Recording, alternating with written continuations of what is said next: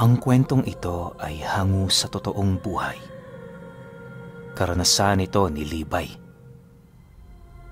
Taong 1979, Hinigaran, Negros Occidental.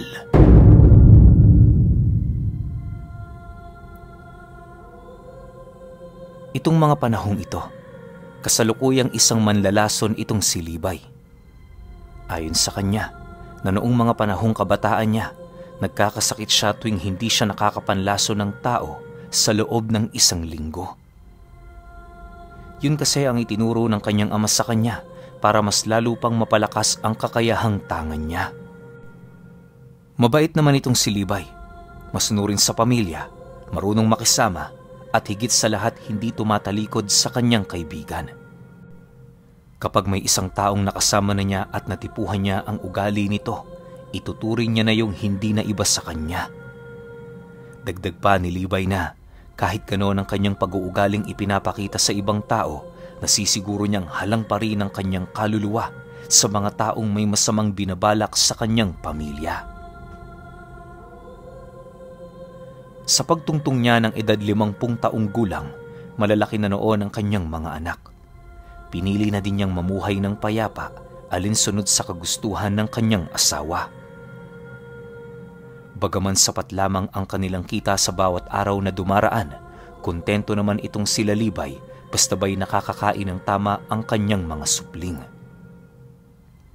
Para sa kanya, wala nang hihigit pa sa mundo kundi ang kaligayahan ng kanyang anak. Lahat ng mga gusto nito ay kanyang sinusunod para lamang magawa niyang mapunan ang kanilang pagkukulang.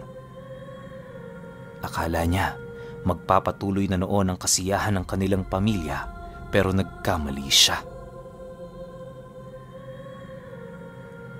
Sa pagsapit ng 9 na kaarawan ng kanilang bunso, doon napansin ni Libay ang kakaibang marka sa balat ng kanyang anak.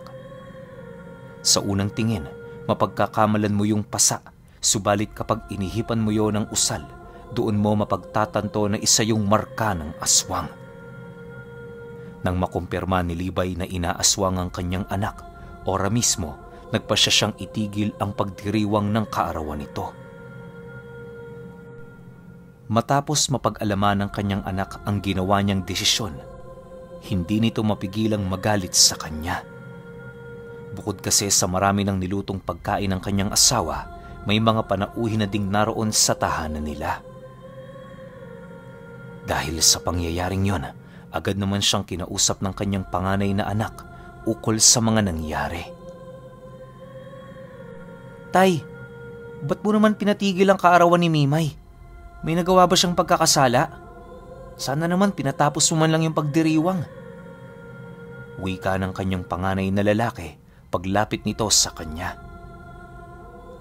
Nang marinig naman ni Libay ang sinabi ng kanyang anak, tumitig lang naman yun doon ng diretsyo habang sumasagot ng, Patawarin mo ako, anak, pero sa ngayon prioridad ko ang inyong kaligtasan. Sumunod na muna kayo sa akin at magtiwala sa pasya ko. Hindi ko ito ginagawa para pahirapan kayo o makaramdam ng puot sa akin. Sa tamang panahon, malalaman nyo rin. Matapos niya yung mailahad, minabuti naman ng kanyang anak na wag nang sumagot. Kilala kasi nito ang ugali ng kanyang ama na madaling mawala ng pasensya. Sa pagsapit ng gabi noong araw na yon, nabalot ng katahimikan ang kanilang lugar. Yung kanyang mga anak halos hindi na kumain ng hapunan dahil sa pagtatampo nito sa kanya. Hindi naman yun pinansin pa ni Libay, gawa ng alam niya sa kanyang sarili kung ano ang kanyang ginagawa. Sa paglalim ng gabi, habang nakatambay siya sa labas ng kanilang bahay, meron siyang nasipat na isang binatilyong naglalakad na merong mahabang buhok. May ukit ito sa noong animoy dugong nasa hugis ng tatsulok, indikasyon na hindi yun isang ordinaryong tao. Matapos niyang masilayan ang nilalang na yon, wala naman siyang ibang ginawa kundi ang pagmasdan nito. Makalipas lamang ang ilang minuto, pinili na niyang pumasok para makaiwas sa anumang gulo. Kinaumagahan, Habang naghahanda ang kanyang mga anak patungong paaralan, naging abala naman siya sa paghahanap ng kanyang libreta. Pagsilay niya doong nasa ilalim ng higaan niya, dali-dali naman siyang tumungo sa likod ng bahay nila habang walang imik. Pagdating niya sa puno ng bangkal, dahan-dahan siyang lumuhod, tumakot ng lupa sa kanyang harapan habang patuloy na nananalangin. Maya-maya pa, nang maibulong na niya ang kanyang saloobin sa puno, doon niya nasipat ang isang mukhang bigla na lamang lumitaw sa katawan nito. Nakangisi yung nakatitig sa kanya habang meron yung kakaibang bagay na iniluluwa. Pagbagsak sa lupa ng animoy abong iniluwa ng nilalang na yon, mabilis naman yung naglaho sa kanyang harapan. Bago tuluyang mawala ang presensya nito sa paligid, inilahad ng nilalang sa kanya na masaya itong muli siyang makita. Dagdag pa nito, hindi pangkaraniwan ang ginawang yon ni Libay sa kadahilan ng inaasahan na niyang matagal na nitong tinalikuran ang kanyang lihim na karunungan. Nang marinig niya ang sinabi ng nilalang na yon, napangisi lang naman si Libay habang sumasagot ng, "Wala akong sinabi sa iyo na tatalikod na ako. Masaya din akong muli kitang makita, kaibigan." Matapos niyang makapagsalita, agad naman niyang inilagay sa boteng merong tubig ang inilaglag na bagay ng nilalang. Pagtayo niya sa harap ng puno, laking gulat na lamang niya nang bumungad sa kanya ang panganay niyang anak na tulalang nakatitig sa kinaroroonan niya. Habang lumalapit siya doon, pansin naman ni Libay ang dahan-dahan nitong paglayo. Nang ilang dipa na lamang ang kanilang pagitan, agad naman niya yung hinawakan sa braso upang makausap yon ng seryoso. Para hindi na magtanong ang kanyang anak ukol sa mga nasipat nito, wala nang nagawa itong si Libay kundi ilahad ang mga bagay-bagay. Nang mapag-alaman naman ng kanyang panganay ang tungkol sa mga pangyayari, agad naman yung nagtanong kay Libay kung ano ba ang kanyang maitutulong. Matapos naman niyang marinig ang sinabi nito, ngumisi lang naman siya habang sumasagot dito ng, "Tamang-tama anak, meron akong pupuntahan ngayon. Nais kong huwag ka na munang pumasok. Magbantay ka rito sa bahay at kung may bumisita, sabuyan mo nito." Dagdag pa ni Libay, iwasan niya ring makipag-usap sa mga panahong yon kahit taga-baryo lamang ito. Nang marinig naman yon ang kanyang anak, agad din naman yung sumang-ayon. Matapos maisaayos ni Libay ang mga bagay-bagay, inihipan niya ng dasal ang kanyang anak upang hindi ito maapektuhan ng tinatangan niyang lason. Nang maisakatuparan na niya ang bagay na yon, kampante naman niyang iniabot ang itim na alikabok na nagawa niyang makuha sa kanyang kaibigan. Bago pa man sumapit ang 9:00 ng umaga, kasalukuyan na niyang tinatahak ang daan patungo sa kabilang baryo. Hindi na siya noon nagsayang pa ng oras sa daan, gawa ng alam niya sa kanyang sarili na nasa panganib ang kanyang pamilyang iniwan. Sa pagdating niya sa lugar na kanyang pakay, doon bumungad sa kanyang mga mata ang kauri niyang manlalason. Nakangisi itong lumapit sa kanya, habang bitbit nito ang isang bote na naglalaman ng iba't ibang uri ng lason na nakakamatay sa kahit na anong nilalang. Paglapit ng lalaking yun sa kanya, agad naman yung tinapat ni Libay ukol sa mga bagay na kanyang pakay. Sa pagpapatuloy ng kanilang pag-uusap, doon na pag-alaman ng kanyang kaibigan ang kasalukuyang sitwasyon ng kanyang pamilya. Bagaman nais nitong tumulong sa kanya, pinili niyang yon ay tanggihan dahil sa kanyang paninindigan. Nangako kasi noon si Libay sa kanyang sarili na hanggat malakas pa siya at kaya niya pang lumaban, tanging siya lamang ang magpoprotekta sa kanyang pamilya. Matapos naman yung marinig ng kaibigan niya, hindi naman ito nagpumilit, bagkus ang ginawa nito ay suportahan na lamang siya sa mga bagay-bagay na kanyang nais. "Basta Libay, kung may kailangan ka, pumunta ka lang rito. Alam mo naman, Mga kauri mo lang ang malalapitan mo. Nga pala, bakit kailangan ng latigo ng makabuhay? Hindi ba't nakakapanghinayang gamitin? Yung sa akin nga, isang beses ko lamang sa isang taon kung gamitin. Wika ng kanyang kaibigan matapos nilang makapagkwentuhan. Nang marinig naman ni Libay ang sinabi nito, ngumiti lang naman siya habang sumasagot doon ng, Ganun ba? Yung latigo ko kasi, noong nakaraang taon pa nasira. Araw-araw ko yung ginagamit, lalo na kung nakakaamoy ako ng hindi maganda sa paligid. Matapos niyang makapagsalita, agad naman siyang nagpaalam sa kanyang kaibigan na siya ay aalis na. Minabuti niyang umalis na roon ng maaga hanggat hindi niya pa nagagawang mailahad dito ang sikreto na tinatangan niya. Kung hindi niyo kasi naitatanong, isa din sa kahinaan ng mga manlalason ang latigo na gawa sa makabuhay. Bagaman hindi sila noon nasasaktan, labis-labis naman ang nararamdaman nila doong panghihina sa tuwing hawak nila ito. Bukod kasi sa magkaiba ang puwersang bumabalot sa latigo, wala ring maisip na paraan ng mga katulad niyang mangkukulam kung papaano gapiin ang sumpang yon. Sa madaling sabi, tanging si Libay lamang ang manlalason sa kanilang lugar na nakakaalam ng sikreto ng latigo ng makabuhay. Hindi naman sa ipinagdadamot niya ito, ang sa kanya lamang ayaw niyang kumalat ang kanyang sikreto. Masyado kasi yung mapanganib sa mga tao, lalo pat kung ang manlalasong na bahagian nito ay merong halang na kaluluwa. Makalipas lamang ang ilang minutong paglalakad, nadapo na nga siya sa bahay nila.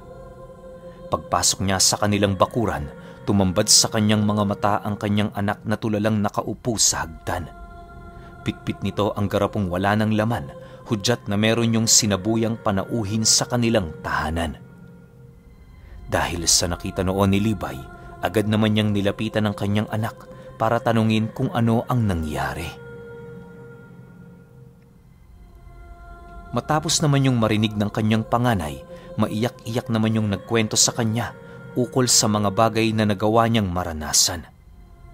Ayon dito, ang bumisitang panauhin sa kanilang tahanan ay ang sarili niyang ina. Gulat na gulat noon ang panganay niya dahil nagawa pa lamang nitong masipat ang nanay niya sa loob ng kanilang bahay na abalang-abala sa pagluluto ng kanilang makakain. Kahit na takot yung tumitig sa nilalang, ginawa niya pa rin ang lahat ng kanyang makakaya upang maglakas loob na isaboy sa nilalang na yon ang ibinigay na abo ng kanyang ama. Dagdag pa nito na, matapos nitong maisaboy ang abong yon, mabilisan namang kumaripas ng takbo ang nilalang habang patuloy na pinapagpag ang kanyang damit. Hindi na ito nagawa pang sundan ng kanyang panganay sa takot na baka may lakas pa yon ng loob na bumalik sa kanilang bahay. Dahil sa istoryang inilahad nito, labis-labis naman ang galit na nararamdaman ni Libay. Upang makasiguro na ligtas ang kanyang mag-iina, pinili niyang pumasok sa loob ng bahay nila kung saan naroon ang kanyang bunso. Pagsipat naman niyang masigla yung naglalaro sa loob, kahit papaano nabawas-bawasan ang kanyang pag-aalala. Makalipas pa ang ilang minuto, binalikan niya ang panganay niya upang tanggalin sa katawan nito ang naiwang bakas ng aswang. Habang ginagawa niya ang bagay na yon, labis-labis naman ang galit na kanyang nararamdaman sa kadahilan ng hindi man lang siya pinakitaan ng respeto ng aswang. Kinahapunan, magbabandang 3:00 ng hapon, inutusan ni Libay ang kanyang panganay na anak na ipagpatuloy ang ginagawa nitong pagbabantay sa labas ng kanilang bahay. Mariin niya doong ipinaalala na kahit anong makita niya sa labas ng bahay nila, hindi siya sisigaw o gagawa ng sitwasyon na makakapukaw sa pansin ng kanilang mga kapitbahay. Nang marinig naman yon ng kanyang anak, kahit natatakot ito, wala yung nagawa kundi sumunod sa kanyang utos. Pagtanto niyang nagkasundo na silang dalawa, dali-dali naman siyang pumasok sa silid nila at kasabay nito ang pagwiwika niya sa kanyang anak ng, Hayaan mo, kapag natapos na itong suliraning ito, bilang pabuya ko sa iyo, Ilalahad ko ng kabuuan ang aking sikreto. Ikaw din naman ang magmamana nito. Mas mabuting habang bata ka pa, alam mo na ako anong papasukin mong gulo pagtanda mo. Mag-iingat ka dyan, anak. Huwag mong kakalimutan, bawal kang lumabas ng bakuran.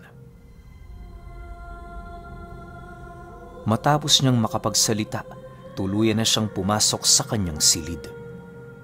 Upang simulan ang gagawin nilang ritual sa latigo, sinigurado niyang lahat ng siwang ng kwarto hindi mapapasukan ng anumang liwanag na nanggagaling sa labas. Pinatay niya din doon ang lahat ng gaserang nakasindi nang sa gayoy madali niyang matapos ang kanyang ritual na gagawin. Habang nakaupo si Libay sa gitna ng silid, hawak-hawak naman niya ang latigo ng makabuhay. Binubuhusan niya ito ng iba't ibang uri ng likido na nagtataglay ng kamandag ng iba't ibang uri ng hayop. Sa pagpapatuloy ng kanyang ginagawa, wala siyang ibang hiling sa latigong yon kundi ang mapagbayad ang nilalang na nagtatangka sa buhay ng kanyang anak. Makalipas pa ang ilang minuto, unti-unti nang nararamdaman ni Libay ang mga kaluluwang napaslang ng kanyang aral. Sinusubukan ng mga itong makigulo sa kanyang ritual sa pamamagitan ng pagpaparamdam pero hindi yun naging sapat para siya ay maabala. Maya-maya pa, nang maisakatuparan na ni Libay ang lahat ng sangkap na kinakailangan ng makabuhay, dali-dali naman siyang lumabas ng silid upang maibabad ang bagay na yon sa tubig. Habang naglalakad siya noon sa papag, mariin niyang inabisuhan ng kanyang asawa at anak na kahit anong mangyari huwag nilang susubukan na siya ay sipatin. Sa paglubog niya ng latigo sa tubig, maigi namang pinagmasdan ni Libay ang mabilisan nitong pangingitim. Hindi naglaon, naramdaman niyang nanuot na ang langis sa katawan ng latigo na siyang naging sanhi upang dahan-dahan na niya itong hanguin. Paghawak niya rito, bumungad sa kanya ang kulay itim nitong katawan, hudyat na nagawa na niyang maisakatuparan ang kanyang ritual. Matapos niya yung masilayan, agad naman niya yung itinali sa kanyang bewang at kasabay nito ang kanyang pagtungo sa kinaroroonan ng kanyang panganay. Nang masipat niya yung tulalang nakaupo sa hagdan ng kanilang bahay, agad naman niya yung tinanong ng, "Anong nangyari, anak? Bakit tulala ka?" "Wala naman, tay. Tingnan mo ang mga yun, oh. Kanina pang nakatitig sa atin." Sagot naman ng kanyang anak, sabay turo sa mga panauhing nakatayo sa harap ng kanilang bahay. Matapos naman yung masipat ni Libay, inabisuhan na niyang pumasok ang anak niya. Bukod kasi sa hindi pa yun kumakain ng panghapunan, ramdam na din niya sa katawan ng kanyang anak ang labis nitong takot. Nang siya na lamang ang naiwan sa labas ng kanilang bahay, hindi na siya nagdalawang isip na lapitan ang mga nilalang. Subalit bago pa man niya marating ang kinaroroonan ng mga ito, nasipat naman niya yung tumatakbo papalayo. Halos hindi na yun nasundan ng kanyang paningin dahil sa nagsisuot ang mga ito sa mga kakahuyan at matataas na mga talahib. Sa pagdating niya sa lugar na pinaglahuan ng mga nilalang, rinig na rinig niya ang paghahagik-gikan ng mga ito. Hindi niya yun nasisipat pero malakas ang kanyang kutob na hindi pa yon nakakalayo. Maya-maya pa, habang dahan-dahang naglalakad itong si Libay sa looban ng kakahuyan, bahagya naman siyang natigilan nang marinig niya ang isang tinig na nagsasalita sa kanyang isipan. "Mag-isa ka lang. Hindi mo kami kaya. Umuwi ka na." Isipin mo, ano ang gagawin ng iyong pamilya kapag nabalitaan nilang patay ka na? Hindi mo na rin maipagtatanggol ang iyong anak na matagal na naming pinagtitiktikan.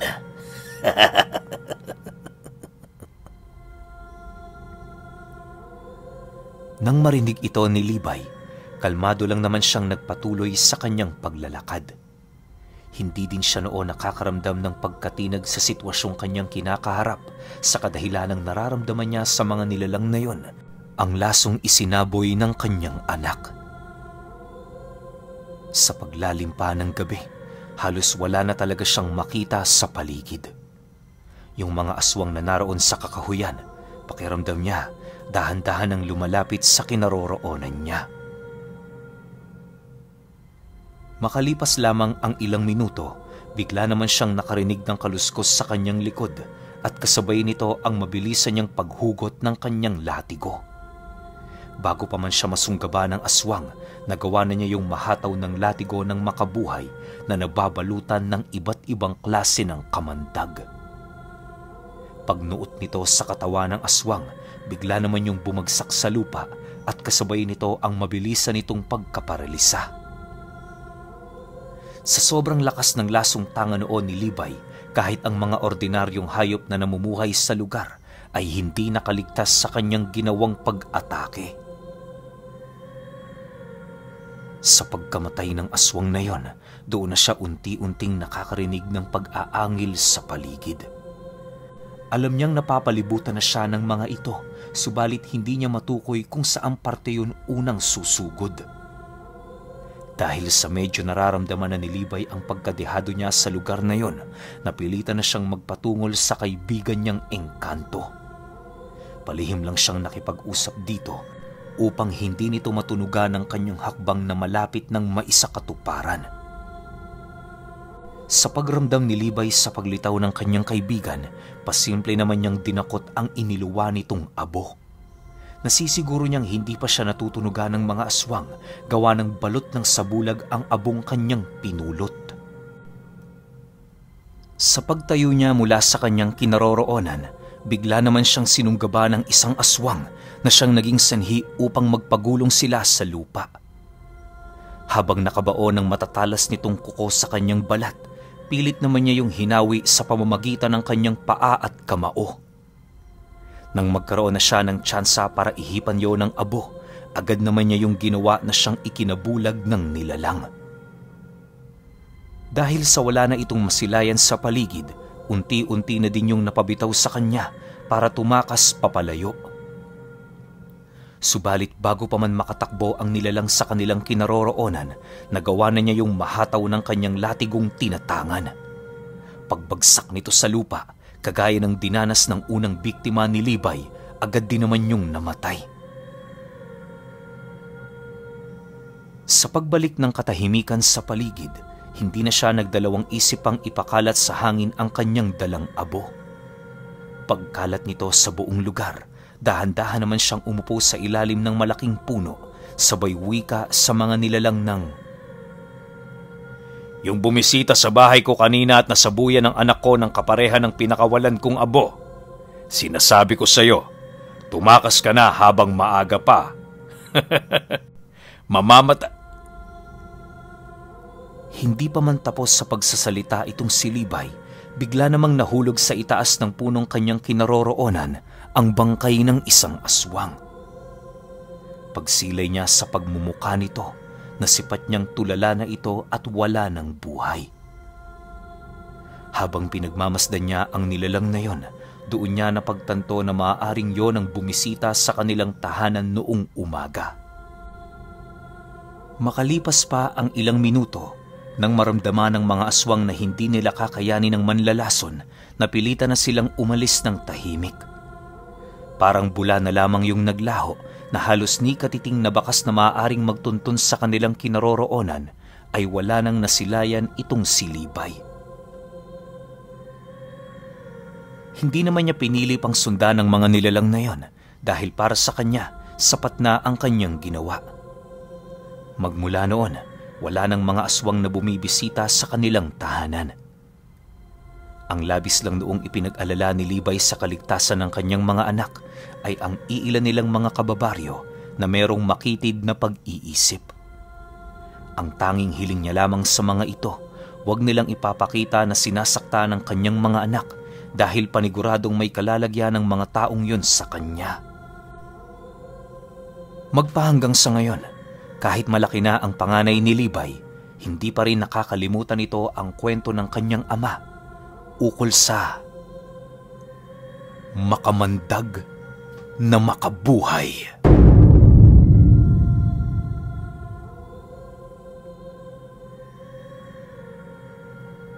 Okay, opinyon ko sa kwento. Yung abo ba na hinuhulog nitong kasanggang engkanto ni Libay yun ba yung makabuhay? O kaya naging ganito yung titulo, Makamandag na Makabuhay? Kasi kayang gamitin ni Libay yung makabuhay na hindi siya nanghihina. Tapos meron siyang sikretong proseso para magamit niya yun na hindi nga siya nanghihina. Siguro yun no? Kaya ito yung naging title nitong kwento. Kasi sa pagkakaano ko nung buong kwento, parang ilang beses lang naman niya ginamit yung makabuhay.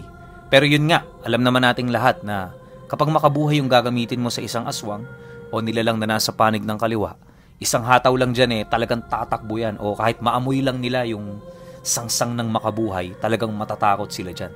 Yun lang yung nakita ko sa buong kwento. Pero kayo, kung may opinion kayo sa kwentong ito, paki-comment na lang sa baba. Yun lang, hanggang sa susunod na kwento. Salamat.